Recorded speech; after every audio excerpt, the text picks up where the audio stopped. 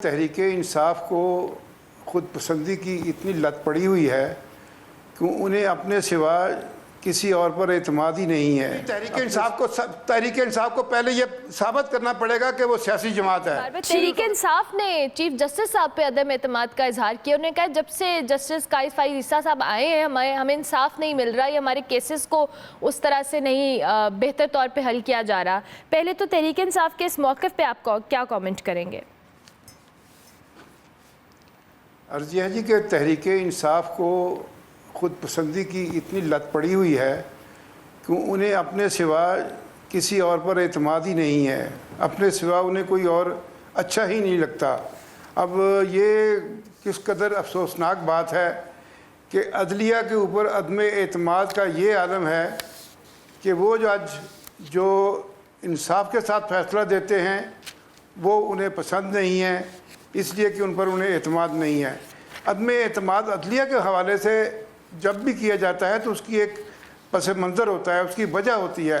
कानून और आइन की रूह से बताना पड़ता है कि क्या वजह है कि आपको उन पर एतमाद नहीं है। और इस सिलसिले में मेरी दानिश के मुताबिक, मैं कानून का एक अदना सा तालिब इल्म भी हूँ, तो मैं ये समझता हूँ कि ये बात किसी भी तरीके से वो साबित नहीं कर सके कि अगर वो चीफ जस्टिस पर में एतमाद कर रहे हैं तो उसका सबब क्या है।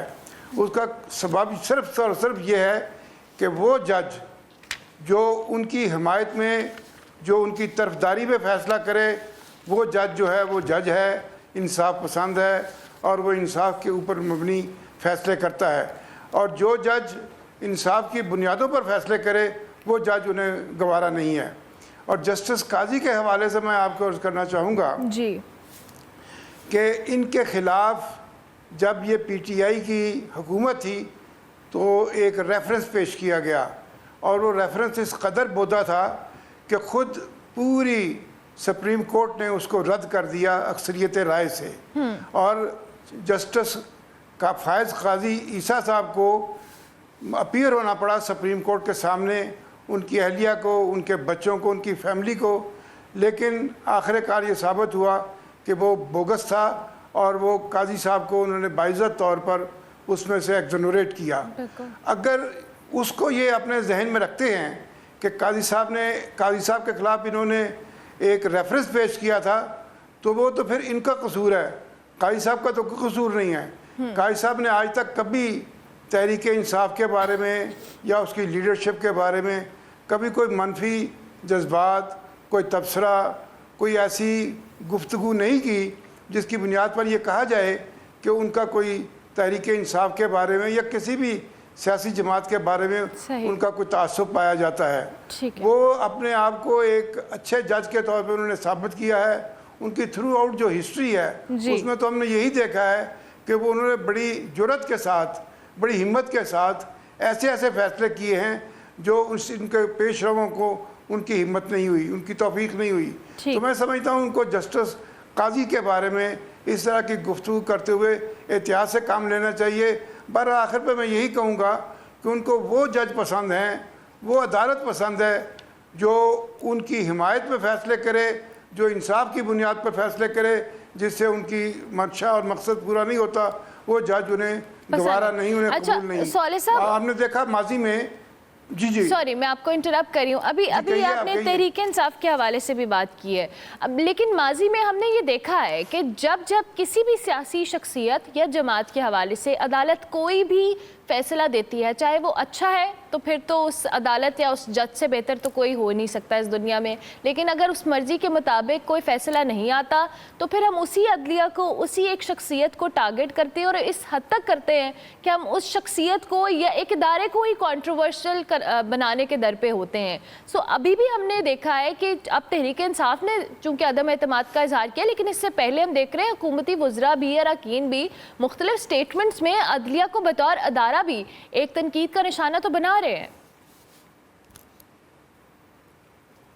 अर्ज़ी है जी कि अदलिया के ये खुशकिस्मती कहिए या बदकिस्मती कहिए कि पाकिस्तान की जो पूरी तारीख़ है इसमें ऐसे लोग भी इस मनसब पर, इंसाफ के मनसब पर फायद हुए हैं जिनका रवैया, जिनका किरदार कोई अच्छा नहीं था, मुस्तहसन नहीं था। उन लोगों ने पाकिस्तान को बहुत शदीद नुकसान भी पहुंचाया है। कई जजों के फैसलों से पाकिस्तान को अरबों और करोड़ों रुपए का नुकसान भी, खसारा भी बर्दाश्त करना पड़ा है। इसके लिए लातादाद मिसालें मौजूद हैं। अब मुनासिब नहीं है कि मैं उन सब का हवाला दूं, लेकिन लातादाद ऐसी मिसालें हमारे पास, हमारे रिकॉर्ड में मौजूद हैं। तो ये सही बात है कि अगर जजों ने माजी में कोई अच्छा किरदार अदा नहीं किया तो उसका ये थोड़ी मतलब है कि आप जो मौजूदा जज साहिबान हैं उनके बारे में इस तरह की गुफ्तगू करें। और जजों के बारे में मैं अर्ज़ करना चाहता हूँ कि कोई तबसरा करने की बजाय जजों के फैसले पर तबसरा करने की इजाज़त होती है। आप जजों का अगर कोई फैसला ऐसा है जो आप समझते हैं कि उसमें सुखम है तो आप उस पर ज़रूर तबसरा कीजिए, उस पर ज़रूर तनकीद कीजिए, उसकी तनकीस कीजिए, उसके ख़िलाफ़ आप अपनी आवाज़ बुलंद कीजिए।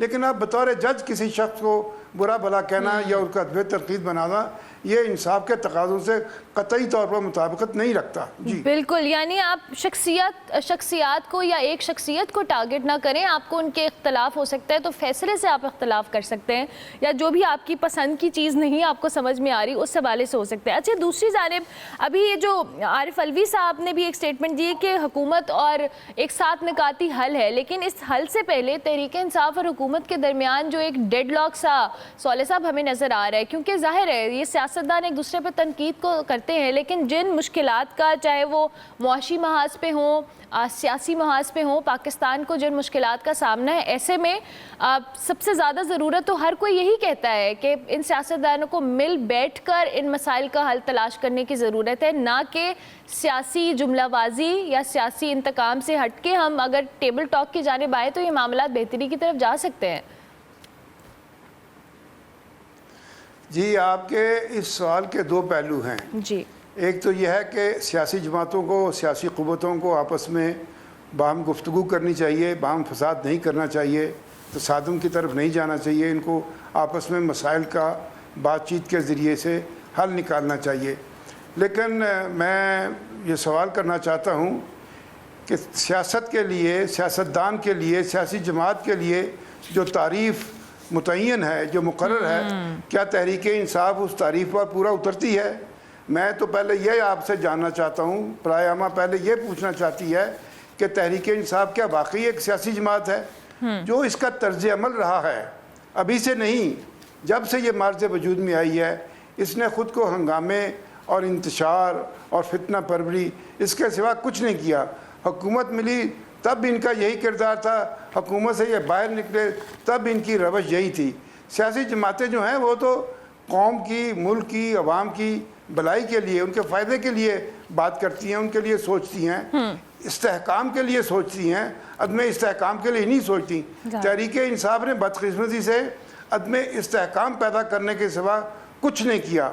इनके हाथों से पाकिस्तान को जिस कदर नुकसान पहुंचा है उसकी माजी में कोई मिसाल नहीं मिलती। कोई तंजीम, कोई जत्था नहीं बता सकता कि उसने इतना नुकसान पाकिस्तान को पहुंचाया है जिस कदर तहरीक इंसाफ ने पहुंचाया है।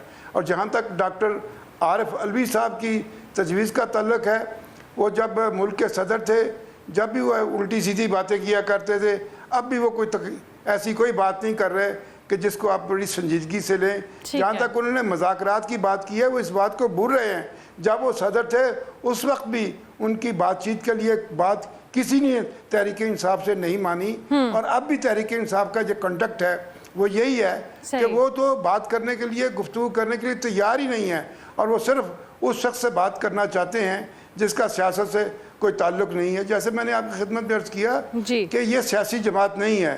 अब पाकिस्तान में कभी किसी सियासी जमात ने ये नहीं कहा कि हम आर्मी से या आर्मी के चीफ से बात करेंगे और फिर उसके बाद आप उसी आर्मी चीफ के बारे में उल्टी सीधी बातें करें, नावाजिब और नाशाइस्ता गुफ्तगू करें। तो ये किस तरह मुमकिन है? अब तो ये मुझे पहले तो अवाम ये जानना चाहते हैं, राय आमा ये जानना चाहती है कि तहरीक इंसाफ का मकसद मंशा क्या है। वो जिनसे मुज़ाकरात करना चाहते हैं उनको गाली भी देते हैं, और जिनसे वो मुज़ाकरात नहीं करने चाहते वो पाकिस्तान की सियासत के एक जेन्युइन फरीक हैं। यानी आपके मुताबिक जी। तहरीक इंसाफ को पहले अपनी पॉलिसी, अपनी स्ट्रैटेजी क्लियर कर लेनी चाहिए कि वो आखिर चाहते क्या हैं। वो एस्टेब्लिशमेंट से मुज़ाकरात चाहते हैं, वो नहीं, तहरीक इंसाफ को पहले ये साबित करना पड़ेगा कि वो सियासी जमात है, ठीक हो उसके गया। बाद उसके साथ मामला आराई होगी। ठीक है, थैंक यू वेरी मच सॉलिह साहब, बहुत शुक्रिया कि आपने ज्वाइन किया।